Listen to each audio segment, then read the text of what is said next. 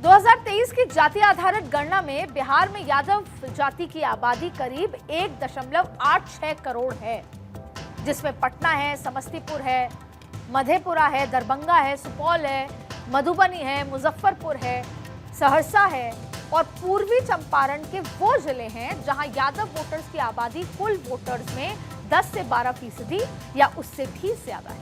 और बिहार की इन सीटों पर यादव मतदाता किसका साथ निभाते हैं, ये काफी हद तक बिहार के चुनाव के नतीजों में नजर आता है।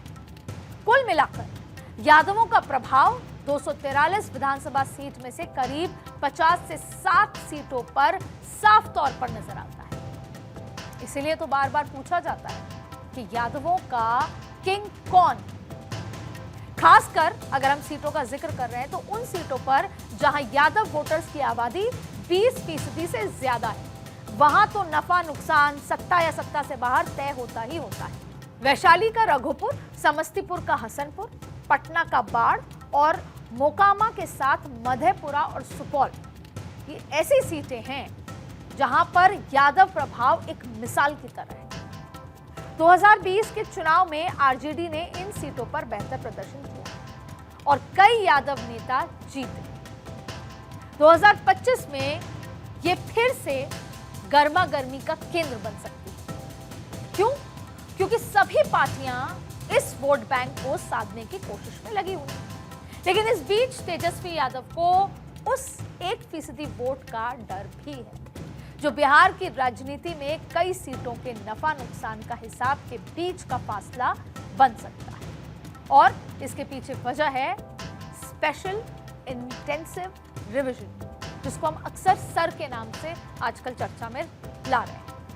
इसका असर जरा आंकड़ों के अगर नजरिए से देखें तो आप समझेंगे तो आपको बड़ा रोचक नजर आएगा। इलेक्शन कमीशन ऑफ इंडिया के मुताबिक बिहार में 7,89,69,844 वोटर्स हैं। इसमें अब अगर स्पेशल इंटेंसिव रिवीजन की वजह से 1% वोटर भी कम होता है तो कुल 7,89,698 वोटर्स घट जाएंगे। और बिहार की 243 सीटों पर अगर औसत निकाला जाए तो हर एक सीट पर वोटर्स की संख्या 3,249 तक कम हो जाती है।